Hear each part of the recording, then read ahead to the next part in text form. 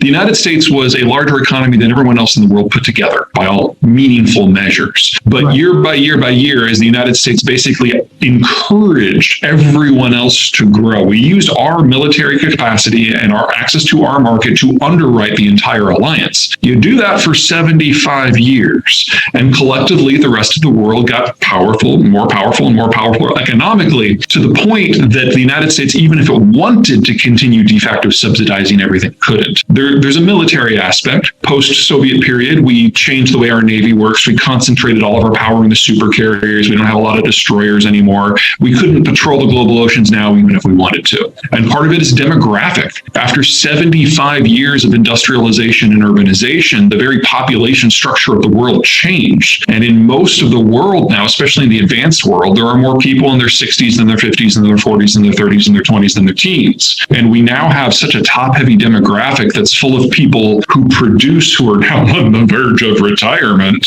that there aren't enough people to sell to. The U.S. market is really the only one of size that still has a lot of young people. All those millennials that we keep maligning, they've got something going for them that their cohorts around the world don't. They exist. And there's no longer sufficient consumption on a global basis to support the productive capacity that's out there. So approach this strategically and militarily, or approach it demographically and economically. It doesn't have much time left.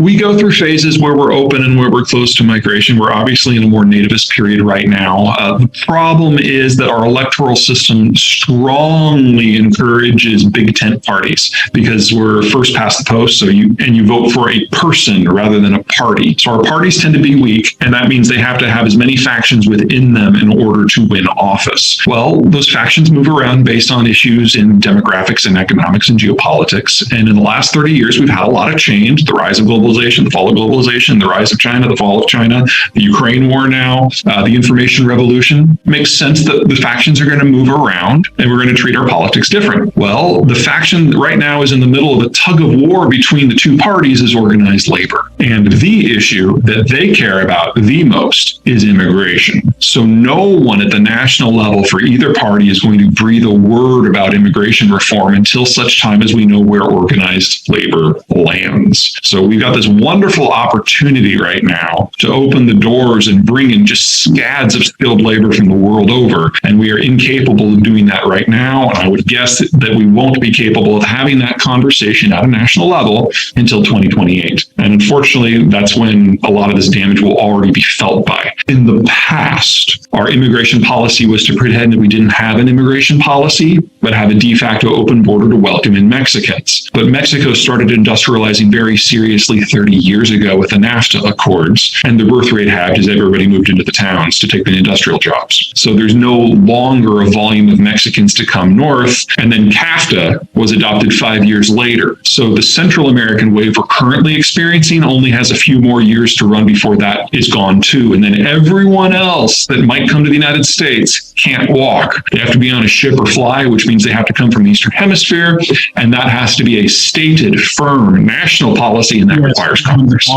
There are a lot of countries out there that have followed different demographic patterns. I mean, everybody has started living longer and everyone has had a lower birth rate, but there's a lot of variation within the theme. The Mexicans didn't start going through this transition until the 90s. The Germans started it before World War II. Some did it slow, some did it fast. I don't think there's much of a paradox here, because unless we did it as a planet, all at the same rate, it's really hard to draw an ideological argument as to how we might have done it different or better. Problem is that once the birth rate started to drop, with like a half a dozen exceptions globally, none of them ever picked up. You urbanize, you have fewer kids. There are very few exceptions to that trend. The prominent one is in the United States, where we had the suburbs. Suburbs in the United States mean something different than suburbs in most other countries. In most other countries, the suburbs are slums. Here, single-family homes rule. And as if you have a yard, you can have more kids. So there's a cultural and a geographic element here that I think a lot of the ideologies that debate the consumption issue miss. And that's one of the reasons why the United States is actually reasonably well positioned here. I mean, like I said, the millennials exist. There isn't the equivalent of the millennials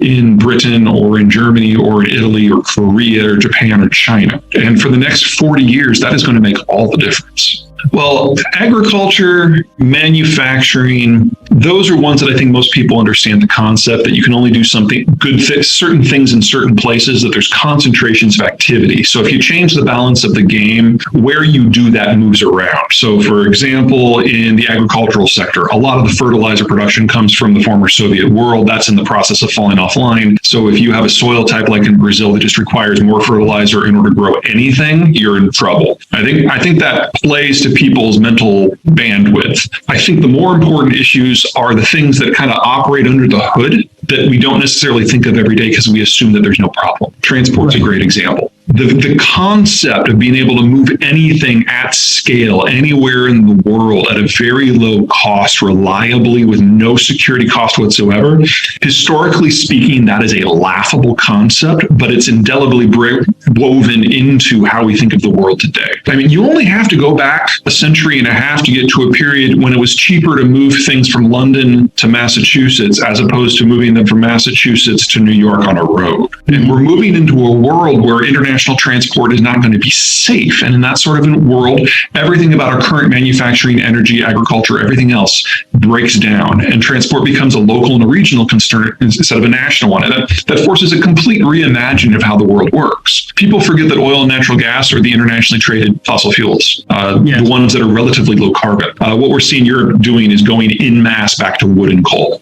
In fact, about 70% of the electricity that was generated in Germany this last month was coal and lignite. And we think of wood as a supplement, but it is as carbon intensive as lignite if you're burning it for either power or heat. And we are seeing the Europeans go to that at a pace that we have not seen since the dawn of the early industrial age, when people were making charcoal en masse. The Germans have become so addicted to inexpensive, reliable natural gas supplies out of Europe or out of Russia that they base their entire economic system on it. So the natural gas doesn't just provide them with power. It's the base material for the entire petrochemical sector. And then that petrochem stuff is, for the most part, net exported. It's the base of their entire manufacturing model. Well, without the natural gas, and it's not coming back, the infrastructure's been destroyed, and some of the backup stuff all go through the conflict zone. So, it's not coming back at all. And even if they bring it in an LNG form, it'll be 6 times the cost of the old stuff. So what you're looking at is not just a collapse of their electricity sector and their petrochemical sector, but the entire German industrial model is going to be gone within 2 years. And that takes with it Belgium, the Netherlands, Poland, Czech Republic, Slovakia, Hungary, Romania, and Bulgaria, and Austria. Whenever the Germans get nervous about economics and energy, shit gets real in Europe really fast. I'm not saying they're going to march on Moscow, but for Germany to survive as a modern economy, it will have to have a radical political shift. That rarely goes well.